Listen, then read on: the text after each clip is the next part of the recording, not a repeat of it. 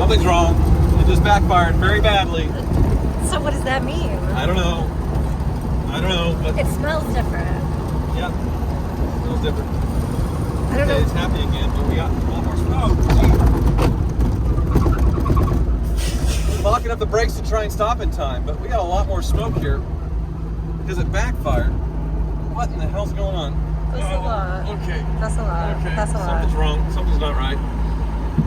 We might be on fire. Welcome to April's Garage. I am lucky to be alive on Don't this exaggerate. planet. Don't Earth. exaggerate. I love it here. I almost didn't make it.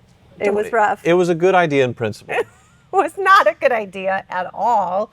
What happened? Well, so I bought a 1923 Packard 126 Which is cool. inline-six car, all original Survivor that hadn't ran in a couple of years. And if you saw the Hoovie's Garage video, I got it running with John Ross helping out and Jake helping out a little as well. Yep. Cleaned up, rebuilt the carburetor, drained the fuel, fresh fuel, boom, running like a charm. So hot that you guys did that all And by yourself. I even fixed it further myself because once I got the carb rebuild kit, I was able to reseal up the carburetor to where it wasn't dripping fuel. And I did that the day Jay Leno was coming to Wichita to perform at the Overheating Theater, his stand-up routine. And I have worked with Jay Leno a couple of times, been on his show, once for his CNBC Jay Leno's Garage Show, and then once for his YouTube channel as well. So we know each other. I texted him a few times, and he called me and said, hey, come backstage and visit. We could take a photo and see the car or whatever. So I thought, well, I'll drive the Packard, which... it's about 20 miles from here to downtown Wichita to the Overheating Theater, and I thought, no problem. You thought that. That was going through your head. No problem. problem. And at the last minute, I decided to suggest this to April, and she seemed very gung-ho. I trusted you, but I was apprehensive about making it there. Anyway, roll that beautiful bean footage. Are you ready for this? We're not going to make it to the show. We're gonna make it a show. It just needs to go 20 miles, and I just fixed it. So it was leaking a lot of fuel. It was a big fire risk, and that's why I haven't driven it more than a mile. And every time I shut the car off, I had to cut off the fuel. So the fuel is open, and now with this gasket, which isn't the right gasket, but works for down there, I'll cut it to size, it's not leaking fuel anymore. So that's what was stinking up the garage right there. Can you get the right gasket? Probably not. You just make them. That's what John Ross did with all these. But this one was just hemorrhaging fuel after John Ross put it back together. So that is not leaking anymore. And that was the only thing stopping me from taking it outside of the house. I took it to the gas station once, maybe half a mile down and back. I saw something drip. That's the head leaking. It's okay. It's supposed to do that. It's old. Okay. It's 100 years old. All right, So I have no faith. yes. So some people call this a doctor's coupe. Some people call this an opera coupe. The opera coupe is because people with big dresses, you could fold this seat down and have a gangster lean. So it's kind of the April coupe, I would say. So fancy. Wait, you're putting me in the back? Or if somebody was sick, you know, then they could sit in the back and kind of lounge. Right. I feel like that seat's more comfortable than the little jump seat there. So, Okay, so I'm you can going hop back. in. You don't want me to drive? I don't know if you can. The clutch is very sticky on this thing. That's the other thing that hasn't been fixed yet that I'm hoping driving it will fix. How is it back there? There's so many little compartments. Yes. Wow. Storage. This is a very advanced car for 1923. I'll get the windows down. Look at the fancy window cranks here. Those are gorgeous. And this light switch, that's like the old school touch. Yeah, it doesn't work though. Maybe so I shouldn't keep touching it. Yep, no key on this thing. And it's a Wait, you have the fire extinguisher? Yeah, I have the fire extinguisher. This is a push button start here. So the clutch sticks. So every time I start it, it rolls forward a little bit until the clutch unsticks. See? So I'll hit the button down there. See, it kicked loose. Right. So good nothing was in front of us. That's the issue. Well, if I hold the brake, then it won't do that. But here we go. It is so hot that you know how to drive. This goes down the road pretty good. Oh, the clutch, see, it's sticking there a little bit. People say driving it will help this clutch unstick, but also the rear main seal is leaking a lot, and all that oil in there could be the reason why.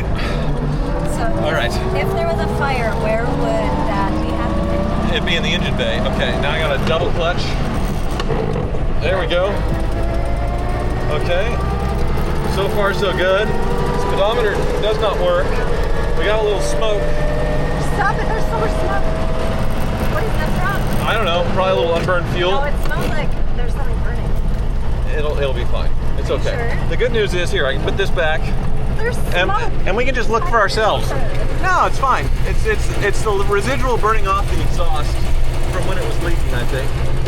Or like you ended that sentence saying your face. Or it's just exhaust itself. I'm not sure. It might have a slight exhaust leak. There's more smoke. There's a lot of smoke. We'll give it a minute and see if it does better. Hazy. Where's the fire extinguisher? It should be right next to you. Somewhere back there. Okay. Yep. Let me read the directions. This thing hasn't been on the road in years, so see, it's starting to clear up a little bit, I think. Because the window's open. Well, we'll roll the window down a little bit more. But yeah, that's half a mile down I'm reading the directions. and 20 to go. 20? Yeah, 20 miles. We have to go all the way downtown. It's gonna overheat. Well, it has the motometer there up front, Amazing. so you can look at that little thermometer there, and if it's overheating, then obviously we pull off to the side of the road, and then we Uber to the show and get this thing later. I like that there's pictures on how to do the fire extinguisher. We're gonna down. Okay, down. Find a gear. Come on, honey. Find a gear.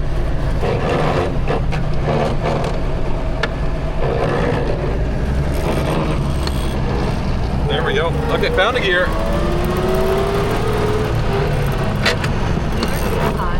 Oh, well, no, this is the people who own vintage cars are going to be cringing right now. It's not that bad. It's not supposed to smoke. And there's smoke. There we go. There's more smoke. It's fine. It's fine. It's burning off old stuff. Yes, it's fine. We can pull over and check in a little bit, but I think it's dust, honestly. It is not dust. It is not continuing. I don't know if that's picking up on camera. Dust plume. There's no way.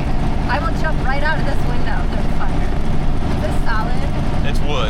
It's not very This whole safe. thing is wood. Yeah, the structure is wood. Yes. Look at how much smoke there is. It needs to burn off. It's been sitting for a long time. Okay?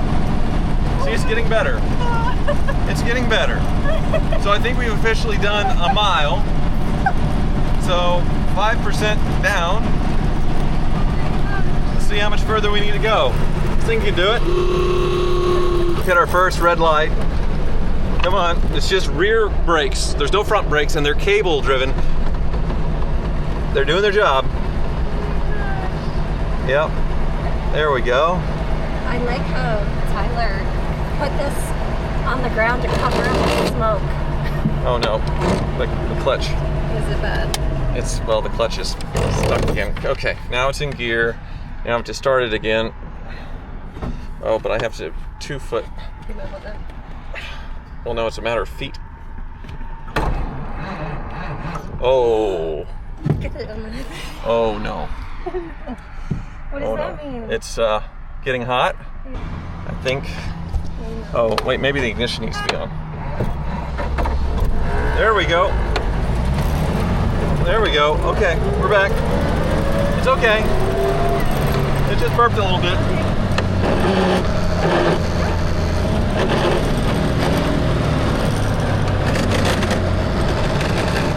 Come on. Go.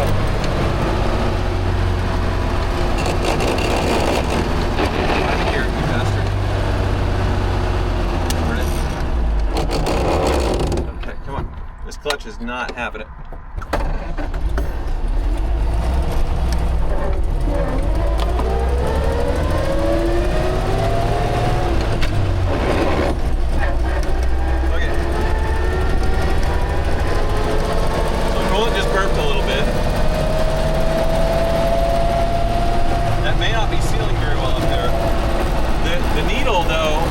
Thermometer's definitely moved up. So it's working. And it's not overheating. Something's wrong. It just backfired very badly. So what does that mean? I don't know. But It smells different. yeah, it smells different. I don't know. It's happy again, but we got a lot more smoke. Locking up the brakes to try and stop in time, but we got a lot more smoke here because it backfired. What in the hell's going on? That's a lot. Okay. That's a lot. Okay. That's a lot. Something's wrong. Something's not right. We might be on fire. Really?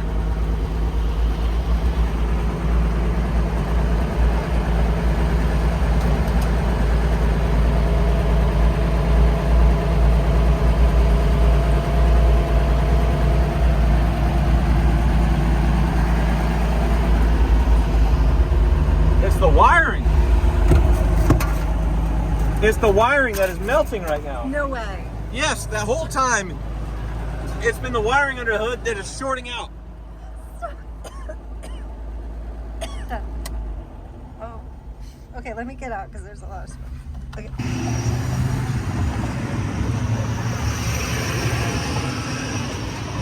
I need to disconnect the battery. Ooh, that terminal's hot. It sparks.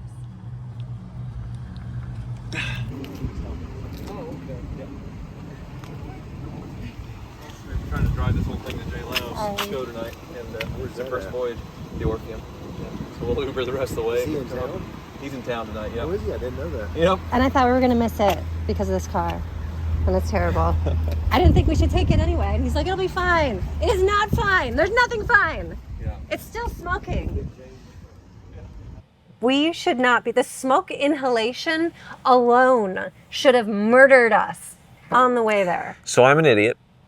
I'm clearly an idiot because I thought the smoke was just some old car stuff burning off or the clutch smoking a little bit and not a massive electrical fire happening under the dashboard as I'm driving down the road. The entire time it's smoking and I'm like, there's something wrong, but like, you know way more about cars. The car than is I all do. wood. So And- I'm trusting you in the Yeah, situation. it's fine. It's just burning off. Yeah. It's just dust. I don't smell anything bad. Yeah. So what happened, and it's all my fault. I got a new, You just said it's all your. Oh, what's happening here? what happened is I got a new 6-volt battery because it didn't come with a battery when the car showed up. And I put it in positive, positive, negative to negative. What I didn't realize is on that car, it is a reverse ground car, which they did with 6 volts back 100 years ago. Don't know why, but that's what this one is. And I noticed it when the car was running, the gauge was showing discharge, which I was like, that's weird. Is the generator working? And it was. But then when I would turn the car off and turn on the headlights, it would show as charging, which is the opposite. It should be draining the battery. So the gauge is on backwards, which means the battery terminals are on backwards. Oh, crap. So I did fix it. I did swap the wires back, but not before I probably melted a single wire. Probably the one for the, the alternator going to the amp gauge. Right. And that's the one that was probably already smoked a little bit and still smoking a little bit more. And just a little bit of smoke in the cabin, just a touch. Billowing smoke. Just a touch. But when it got to the other wires, that's when the crap hit the fan. Oh yeah. As you saw, and I am very, very lucky that I didn't burn this museum piece, one of the few probably surviving all original Packard 126s. I didn't burn it to the ground because the whole interior, I mean, the whole thing's made out of wood. Sure. And the whole, where the wiring's actually mounted on this thing, it is mounted to a leather strap that is labeled. In 1923, they're labeling the wiring and organizing it on a leather strap on either side. Awesome. So a lot of flammable materials. And it's still that original leather strap. It's all still there. It's singed and it's still there and it's going to keep going. That's great. In a normal car, in a modern car, like my SLR McLaren, it had a short in the battery area that singed all the wires. Right. And because that car's so valuable, it didn't total it, but it was an $80,000 repair on that car because they had to replace the whole wiring harness in the car. Right. You and should that have called required Freddie. taking the interior out, taking the whole back suspension out, basically gutting the car to replace the wiring. Right. With the Packard, it's 7 or 8 wires. So you're happy about and that. we're back in business. That's it. good. Then it's ready to go. So I didn't kill it. Right. I didn't kill. The only thing that Almost sucked. killed us. on the way. It broke down in a really rough area too. Like it picked to die right at the bad part of Wichita by Wichita State University, and we luckily were able to push it to the police station. I'm wearing high heels, like nice, cute high heels, and he's like, jump out to help me push, and we're going down the 4-lane road, pushing the Packard into the police station. I was pushing the Packard initially, and then she was just sitting in the car as I was pushing. What you wanted me to do, because Tyler can be very like. Well, in an intense situation, I'm acting, like as like a commander giving orders or whatever, and I was just like, like. Can you get out of the car and help? What car now? And so then we we pushed it in. Well, so in my head, I'm like, I'm wearing heels and we're in a moving car. And I've jumped out of moving cars before where you can tumble and trip. And I've got a bad knee. So I'm like, maybe I shouldn't jump out to help. Maybe I should. This is my idea of a date night. Yeah, this is how it goes for me. So yeah, we pushed the Packard into the police station. Yeah. We smell like burned wires. Totally. Like we smell really bad. We smell like we have been on fire because basically we just hotbox smoke showed ourselves, because like when it went. Yeah. And then I had the bright idea of like, okay, let's just start it and just get it to this one spot, and that's when a lot of smoke happened. So I stopped. Right. But I felt like you didn't see it as much as I did because I was in the back seat, so I could kind of see the sun, and you're just kind of driving and go, oh, it's not a big deal. It's not a big deal. I saw it. I mean, in addition, the clutch was not. Right. I mean, it was just being so annoying as far as not grabbing or not disengaging. So it was stuck. But yeah. But how did you like Jay Leno? So yeah, we Ubered to Jay Leno, and Jay had his own set of problems because he was supposed to show up hours before, and his plane had to make an emergency landing because of a cabin pressure issue. Yeah. And so he only arrived to the show 15, 20 minutes before the show. So he called me and said, hey, I know we were going to hang out, but I'm stuck in Alabama, and we had to make an emergency landing. So he gets in. And there's a few other friends that he knows. One of them is Bernard's daughter. So if you watch Jalen's Garage, Bernard is a legendary mechanic. His daughter was there. And then another friend that's into steam cars and steam engines, fire engines, and he lives right down the road from us a couple miles that I had never met before. Right. So we were all just sitting there having a good time for, I don't know, 10 or 15 minutes. So, and Jay wanted to know about my Bugatti. Right, your Bugatti. And then he wanted to know about Freddie's finances. That was the other part, was like, because Freddie's been on his channel a couple of times. He loves Freddie. He loves Freddie. He's called Freddie. He interviewed Freddie for SEMA for their show and all that stuff. And after talking about my Bugatti and a little bit, then he wanted to know, like, how is Freddie doing this P1 thing? Because there hasn't been a video out in 4 months. Because he watches Freddie's videos. He has a P1 himself. And nobody, not even Freddie, can make sense of his finances and how it works. So, like, I couldn't explain it to him, but that was the rhetorical question that, like, the old car guy is concerned about the younger car guys and want to take care of them, preserve them. We don't know. I mean, it was cute, and you could tell that he absolutely adores Freddie and looks up, respects him about all the work that he actually does on the cars. Right. So then it was time to start the show. So we went and sat front row for his stand-up, and he's so good. He's so good. I don't know how old he is, but Mid-70s, he is just fiery on it. His wit is all there. Every joke, I'm just eating out of the palm of his hands, just completely 1,000% paying attention to everything he says. He's very captivating, wouldn't you say? Well, because he still does, I think, around 100 nights a year of stand-up, traveling the country. And he was still keeping that schedule when he had the Tonight Show and when he had his CNBC show.